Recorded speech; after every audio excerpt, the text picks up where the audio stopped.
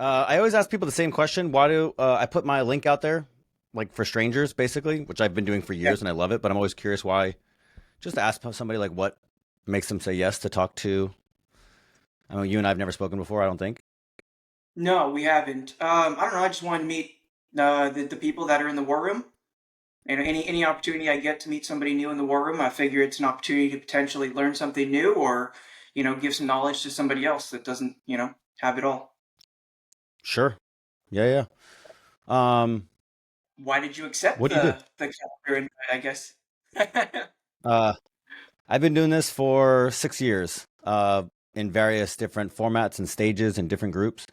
But I have been giving my time to help people in any way they think that I can help for years now, and I probably do.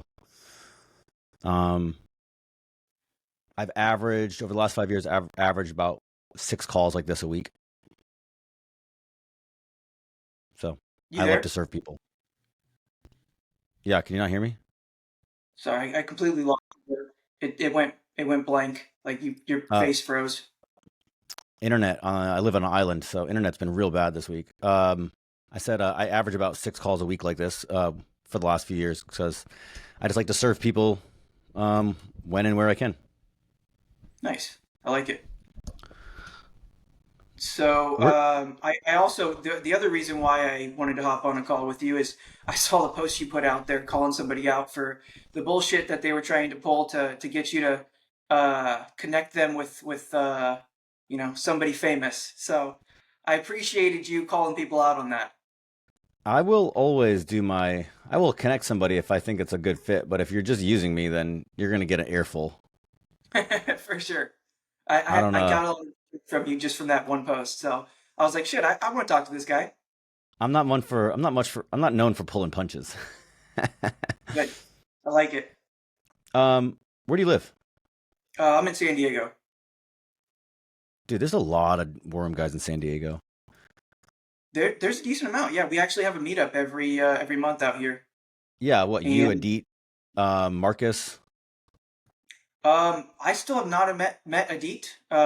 He does some investing out here, and I think he went to one of them, but that was like one of the ones I wasn't at. But Gotcha. Doug Spencer is the one that usually puts it on. Yeah, I love Doug. Yeah, he's good people, so I really like Doug as well. What's your business? So I'm in real estate. I'm actually a realtor myself, and do a little bit of investing, but primarily just doing real estate, helping people buy and sell and invest in property out here. How old are you? 36, well, 35, 36 in like a month or two, couple of months. Okay. Where are you trying to go? In terms of what? Well, what are your goals? Um, I mean, be financially free would be nice. I'd like to keep buying some investment properties and uh, eventually, maybe bow out of selling houses or investing as much time into selling houses and invest more time into buying and you know doing some rehabs and uh, getting some cash flow. Be nice. What's your financial freedom number? Do you know?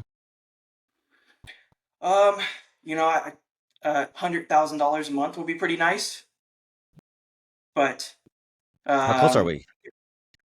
uh, not as close as I'd like to be. I mean, last year Yeah, was a little that's all of slow in us. terms of real estate.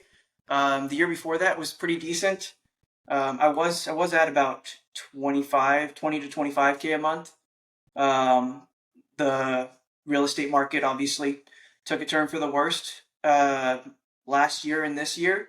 Or, well, I should say, sorry, 2022 and 2023 in terms of interest rates jumping up to almost 8% for a little bit there and over 8% for investment properties. I got quoted, I think, a 9% for a DSCR on my property out in Texas, and that was the best rate around at the time. Like nobody was beating that for conventional or DSCR. I got some quotes from people quoting me like 10%, 11% for a little bit there. So it makes it tough for some people to be able to afford it, even if it's only for 6 months to a year that they got to pay that higher price. Yeah. Yeah, and you just never know with rates. I mean, You 10% there? is yeah, 10% is like too high, but if it goes to 15, then it seems low. So it's like it's a relative game, and also like you just don't know with rates. Like, people all think that they're going to come down, and maybe they will, and maybe they won't. So you just got to play the game like sort of what you have at the moment, which sometimes doesn't work for what you want to do. Yeah, for sure. I mean, it also depends on the price point. I mean, if the interest rate is 8% for 1.2 or $2 million house, as opposed to $150,000 house, it's going to make a much bigger difference on the more expensive house, and it could potentially blow you out of the water in terms of what you can qualify for. I mean, Yeah. I had people being quoted, $5,000 a month for their $1 million properties, 2 years ago, 3 years ago, when they were getting a 2.5% interest rate, and then when rates went up to like 8%, they were getting quoted, close to $10,000 a month. So pretty much doubled what their monthly payment was going to be, and you know, the a lot of the people I work with are military, so they're working off of a BAH where BAH was nowhere near $10,000, nor will it be in a long time. So it just didn't make sense for a lot of people to even purchase. I mean, when you can go rent a place for $3,000 or $4,000 a month. Okay. Um, so have you considered that rates might not come down much? Uh, in terms of what? Like, because I think rates are going to come down over the next year. I mean, there's no guarantee on that, of course, but I watch closely to what the bond market and the Fed's doing, and it's looking like they're going to drop the Fed rate another three times, supposedly. I mean, we'll see what happens, but if they do that, then that typically means interest rates are going to come down as long as the bond market goes up, and people have more money to be able to spend. But yeah, I mean, it's always possible that interest rates aren't going to go down. But I think if that happens, people are going to have to get used to the interest rates of today and figure out if they're going to be willing to afford it now or in the future, and to determine if they want to buy or not. I mean, that goes for investment properties as well as primary residences. Yeah. How does that fit into your plans? Like, I guess I'm just trying to find out like how I can be useful to you. I mean, um, For sure. Well, I guess I should ask, what do you do? What's your goal? Because I know nothing about you, to be honest. oh, I was like, hey, cool. I'm Let me talk to somebody else in the war room. sure. Yeah, I'm currently in Maui. I produce a video podcast for a guy named Brandon Turner, and I did that for this last year. Before that, I did 8 years of real estate. That was single and multifamily acquisition, and I think I'm going to get back to that. I'm going to move to Texas, and so I am looking to, you know, I'm looking You keep to cutting out. find deals and raise money for commercial properties in the southeast. Did you say Texas? Sorry, you cut out there when you were saying it. Yeah, Austin. Gotcha. Okay. Austin's kind of at the peak right now. I mean, I don't know. They're kind of coming down in terms of price point because the interest rates, of course. But they definitely ballooned up over the last couple of years in Austin. Yeah, and it's gonna continue to grow for the next 50 years. More likely than not, for sure. Are Yeah. you look single family again or multifamily, or what are you thinking about doing out there? I may or may not invest in Austin because I don't know how many. I don't know how many. Well, I just don't know that market right yet. So no, I'm looking for commercial property in the southeast. I do like Texas, but probably not single family. No, probably multifamily or things like mixed use retail are starting to look appealing to me. Triple nets, stuff like that. It just depends on. I'm more looking for operators, really good partners, than I am like deals. I kind of find like um, I'm much more of an investor in people than an investor in deals. So if you find good partners, then you can make great deals. If you find great deals and lousy partners, then you kind of get stuck. So I'm much more focused on finding the right people than I am finding the right deals. I mean, I have mediocre deals that do really well because I have great people running them. Oh, for sure. Yeah, no, I mean that makes sense. I mean, people are what make or break the deal, to be honest. I mean, Yeah. same So I'm with much realtors. You got a good realtor, it makes your deal that much better. They're going to negotiate on your behalf and get you a killer deal. If you got a shitty realtor, I mean, good luck finding a house and getting a deal accepted. So are you exactly that. cutting out? Yeah, I don't know what's going on. It's been like 2 days. I live in the middle of nowhere. I live in an island, so internet's just it's been tough a little bit. So I apologize. No, you're good. Where are you at right now? Maui? Maui? Oh, okay, gotcha. Yeah, Makes sense. Brandon Turner, get yeah, it. yeah. So it's a worthy sacrifice. For sure. Yeah, I mean, it sounds horrible living on Maui. Can't believe you're dealing with that.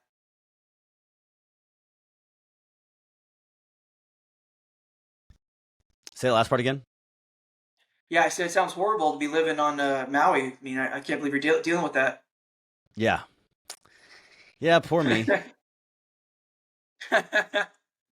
For sure. I mean, I lived on Okinawa, Japan for a couple of years. I was stationed over there, and it does get a little boring after a while being stuck on a small island.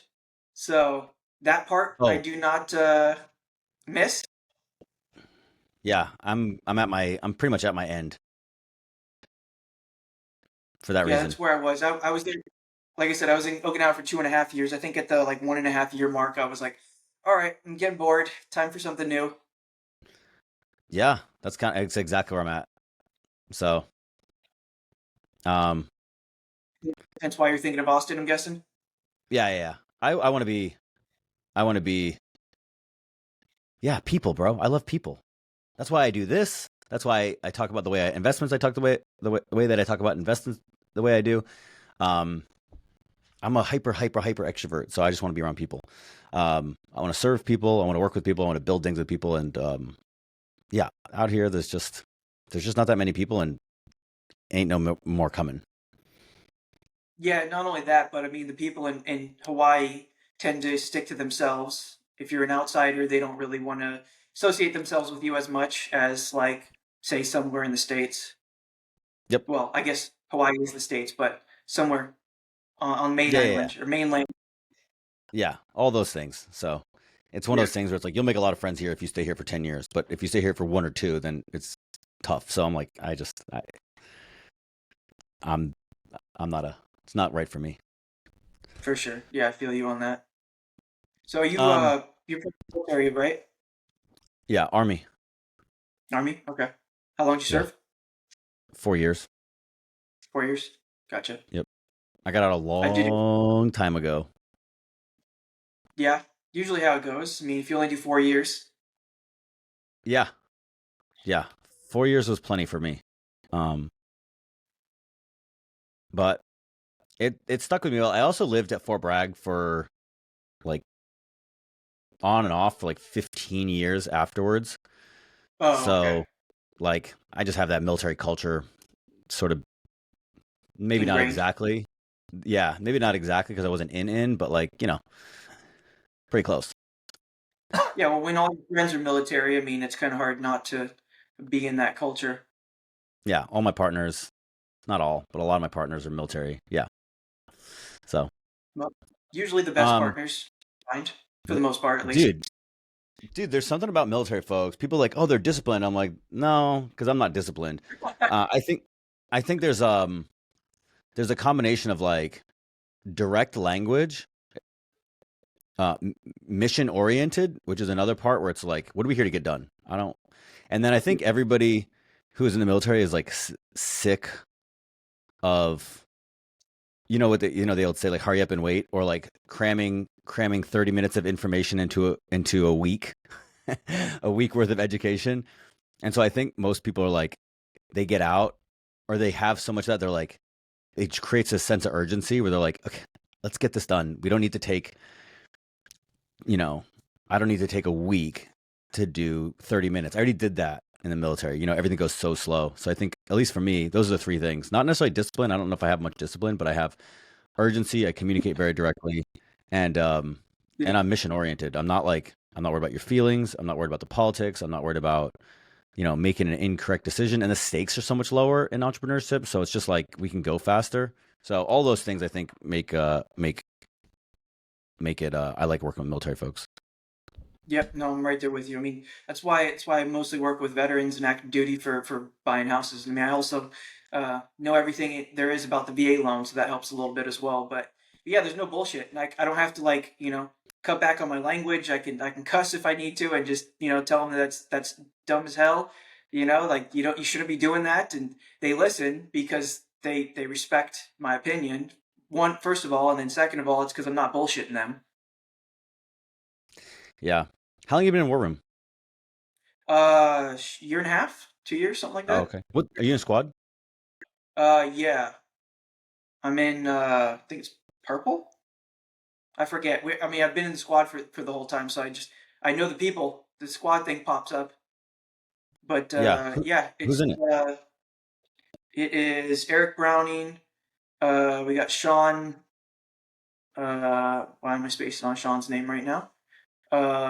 We got Claudia. Here, I can look it up real quick. I talked to Eric Browning the other day. He's good people, so I like Eric. Yeah. I mean, I like everybody in our squad. To be honest, they're all good people. But I talked to Eric, I think, the most out of anybody, just because he's actually a lender. So me and him chat just about clients uh, and other stuff.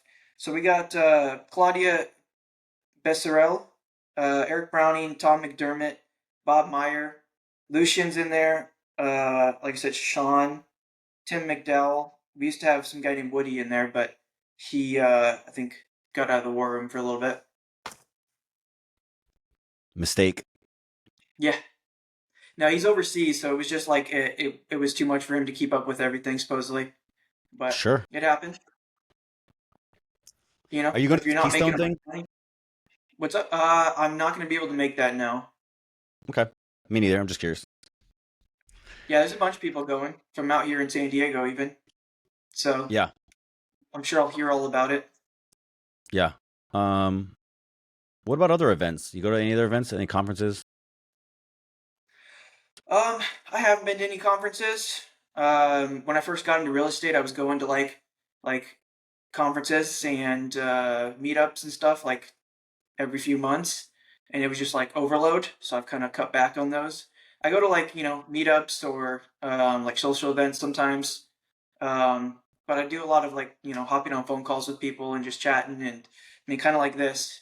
I'd rather have like a one-on-one conversation sometimes, or go meet up for coffee or a beer and kind of get to know somebody, as opposed to kind of being forced into like this situation where you want to go and see some of the people talking, but you don't really care about all of them, and you know something like Yeah. So that. on meetups, I have what I do because I hate just sitting there. I'm not a good like student. I don't like sitting there and listening to somebody talk. So generally for meetups, I just go 30 minutes late because usually the meetups are like 30 minutes of somebody teaching you something and then 30 minutes of or 40 minutes of you of teaching and then like just networking. So usually I just show 30 minutes or 40 minutes late and just show up for the networking. For sure. That's Yeah. that's the good thing about the San Diego meetup, is that we just do networking. We don't have like somebody speaking or anything. So it's just kind Yeah. of everybody together and sharing what they're doing, and learning about everybody. And every couple meetups, we usually have some new people that show up, and sometimes some people don't make it, and so you get to like have different conversations every single time. I mean, we've had people come down from like Arizona, and people come up from like LA, and so it's cool. We get to meet a lot of people, just kind of have good conversations with people that are wanting to grow, as opposed to the typical people that a lot of people surround themselves with, that are just kind of bitching about their life. Yeah. Yeah. Meetups are one of those things where it's just like it's a very easy way to filter out people. I mean, you have to show up. They're usually free. So all you really have to do is drive somewhere and show up on time ish and then be like a little friendly. And then the Yeah, key is you have to do it regularly. Not every week, not every month or whatever, but like more than once in a while. And if you show up more than once in a while, then this magical thing happens where people just start to see you as somebody who shows up. It's like, oh, that guy's reliable. He's committed. He's not like I was in a real estate investor one day, and then I was a Bitcoin investor the next day, and then I was a day trader the next day. Like, oh, this guy, he's just he's in real estate. has been for a while, Yeah, will continue to be. And then they can work with you because people want, reliable people around. So meetups are one of those things where um, it just takes from the pool of all the people in the world, and it's like who's willing to, you know, go for a drive, be a little social, and then do it somewhat consistently. If you do that, you like filter the population down from 350 million whiners to like your local little area, and they're close to you, right? They're obviously in geographic proximity. So you're like, oh, here's from 350 million possible people to work with to basically 100. Like it's such a exactly. good filter, and it costs you nothing. And then from there, you can actually dial it down even tighter because there's like other meetups. You can probably get, you know what I mean. You can just and that you can just find such amazing people just by showing up. So I love that. Exactly. Yeah, 100%, dude. I mean, there are some people that show up literally every single meetup, and like a lot of the times, those are the people that are actually doing something, or the people that actually want to do something. And I usually have the best conversations with those type of people. Yeah. Hey, dude. I got a hard stop here in 1 minute. I got another meeting. No, Super good to meet you. Anything? If there's anything I can do for you, like reach out. Like I'd love to stay in touch. I'd love to help if I can. yeah, vice versa, brother. I got you on Facebook now, so we're friends. We're friends. We're friends. And I got a property out in College Station, so not too far from Austin. So if we ever our cross paths ever cross out in Let's go. Texas, Let's go. All right. I'm gonna stop the recording. Hang tight. Don't leave just yet.